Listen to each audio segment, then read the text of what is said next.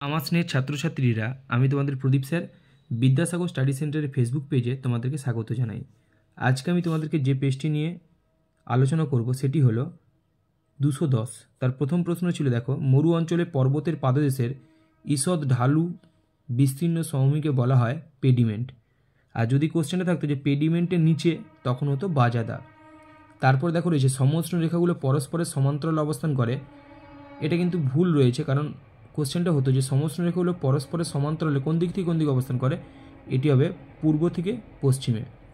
আর কিন্তু না হলে দুটো গোলার্ধেই কিন্তু দেখা যাবে, উত্তর গোলার্ধ এবং দক্ষিণ গোলার্ধ দেখা যাবে, তাই কোশ্চেনটা একটু কারেকশান করবে। তারপর দেখো, নিম্নের স্থানীয় বায়ুর মধ্যে শীতল বায়ু নয়, এটি হবে খামসিন। তারপর দেখো কোশ্চেন রয়েছে যে পরিবেশ বান্ধব বর্জ্যটি হলো, এটি হবে সুতির ন্যাকড়া। দেখো প্রশ্ন ছিল, পৃথিবীকে পরিক্রমণের সময় পৃথিবী ও চাঁদের দূরবর্তী অবস্থানকে বলে অ্যাপোজি, আর যদি কাছাকাছি অবস্থান থাকলে তখন হতো পেরিজি। তারপর দেখো রয়েছে সমুদ্রবায়ুর বেগ বৃদ্ধি পায় সন্ধেবেলায়। পরের কোশ্চেন ছিল, মেরুজ্যোতি দেখা যায় আয়নোস্ফিয়ারে। তারপর দেখো রয়েছে বড় দানাযুক্ত মৌচাকের মতো মৃত্তিকা হলো ল্যাটেরাইট। তারপর দেখো প্রশ্ন ছিল, ভেষজ উদ্ভিদের উদাহরণ হলো সিনকোনা। তারপর দেখো রয়েছে ভারতে প্রথম জনগণনা শুরু হয় 1872 সালে। পরের প্রশ্ন ছিল, ভারতের বেসরকারি লৌহ ইস্পাত কারখানা হলো জামশেদপুর। তারপরে দেখো রয়েছে ভারতের প্রথম মেট্রো রেল চালু হয় যে শহরে, এটি হবে কলকাতা। তারপর দেখো রয়েছে অর্থনৈতিক উন্নয়নের জীবনরেখা বলা হয় জলপথকে। আর যদি কোশ্চেনে থাকতে হবে যে ভারতের অর্থনৈতিক উন্নয়নের জীবনরেখা কাকে বলা হয়, তখন হতো কিন্তু রেলপথ। তারপর দেখো রয়েছে ভূবৈচিত্র্যসূচক টপমানচিত্রে সমোন্নতি রেখা দেখানো হয় যে রং দিয়ে, এটি হবে বাদামি। তারপর আমরা চলে যাচ্ছি শুদ্ধ অশুদ্ধতে। তার প্রথম প্রশ্ন ছিল, শুষ্ক ও প্রায় শুষ্ক অঞ্চলে নদীর নিম্নক্ষয়ের ফলে ভি আকৃতির উপত্যকা তৈরি হয়, এটি হবে ভুল। তারপর দেখো রয়েছে গম চাষে বলউইভিল পোকার আক্রমণে গমে মোড়ক লাগে, এটি হবে ঠিক। তারপর দেখো রয়েছে বৈপরীত্য উত্তাপে পার্বত্য উপত্যকায় নিম্নমুখী বায়ুকে ক্যাটাবেটিক বায়ু বলে, এটি হবে ঠিক। তারপর দেখো রয়েছে ভূমধ্যসাগরীয় জলবায়ু অঞ্চলে শীতকালীন বৃষ্টিপাতের দেশ বলা হয়, এটিও ঠিক, কারণ ভূমধ্যসাগরীয় জলবায়ু অঞ্চলে শীতকালে বৃষ্টিপাত হয়।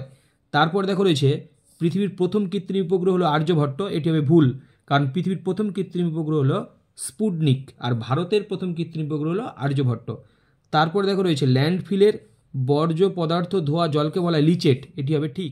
তারপর দেখো সাথে দাগে রয়েছে ভারত সংলগ্ন প্রতিবেশী দেশের মধ্যে ভারত বাংলাদেশের সীমারেখার দৈর্ঘ্য সর্বাধিক, এটি হবে ঠিক। শূন্যস্থান পূরণ রয়েছে। তার প্রথম প্রশ্ন ছিল, আবহবিকার পুঞ্জিত ক্ষয় ও ক্ষয়ীভবনের ফলে নিচের শিলাস্তর উন্মুক্ত হওয়াকে ড্যাশ বলে, এটি হবে নগ্নীভবন। দুয়ের দাগে দেখো রয়েছে ঊর্ধ্ব ট্রপোস্ফিয়ারে পশ্চিম থেকে পূর্ব দিকে প্রবাহিত দ্রুত গতিতে সম্পন্ন সর্পিলাকার বায়ুকে ড্যাশ বলে, এটি হবে জেট বায়ু। তারপর দেখো রয়েছে ভার্মি কম্পোস্ট সার তৈরিতে প্রধান ভূমিকা নেয় ড্যাশ, এটি হবে কেঁচো।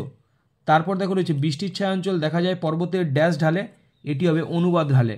পরের প্রশ্ন ছিল, ড্যাশ একটি বন্দরভিত্তিক লৌহ ইস্পাত কারখানা, এটির উত্তরে বিশাখাপত্তনম।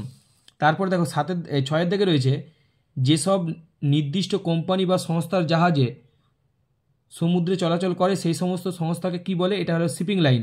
আর যে নির্দিষ্ট পথ ধরে যাতায়াত করে সেই নির্দিষ্ট পথটাকে বলা হয় শিপিং লেন। তাহলে মনে রাখবে, যে সংস্থা বা কোম্পানির জাহাজে করে ব্যবসা বাণিজ্য হয় সেই সংস্থাকে বলে শিপিং লাইন, আর যে পথ ধরে যাতায়াত করে সেটাকে বলা হয় শিপিং লেন।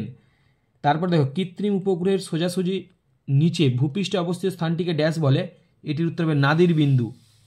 এরপর দেখো এক কথায় উত্তর। তার প্রথম প্রশ্ন ছিল, নদীর গতিবেগ দ্বিগুণ বৃদ্ধি পেলে তার বহন ক্ষমতা কত গুণ বৃদ্ধি পায়, এটা হবে 64 গুণ। তারপর দেখো দুয়ের দাগে রয়েছে গ্রেট গ্রিন ওয়াল কোন মরুভূমিতে দেখা যায়, এটি হবে সাহারা।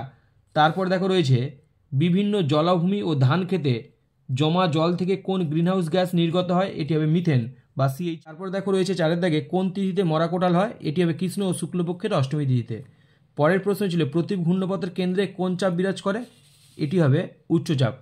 তারপরে দেখো রয়েছে ভারতের বৃহত্তম অঙ্গরাজ্যের নাম কি, এটি হবে রাজস্থান। তারপর রয়েছে দেখো উপগ্রহ চিত্রে সবুজ উদ্ভিদকে কোন রঙে দেখানো হয়, এটি হবে লাল। তারপরে দেখো রয়েছে ভারতের চা গবেষণা কেন্দ্র কোথায় অবস্থিত, আসামের জোরহাট। তারপর দেখো বাম দিকের সঙ্গে ডান দিক, দেখো চিনুক হবে রকি পর্বত, প্ল্যাংটন হবে মগ্নচড়া, পাইন হবে পশ্চিম হিমালয়, আর কার পাস হবে? রেগুর।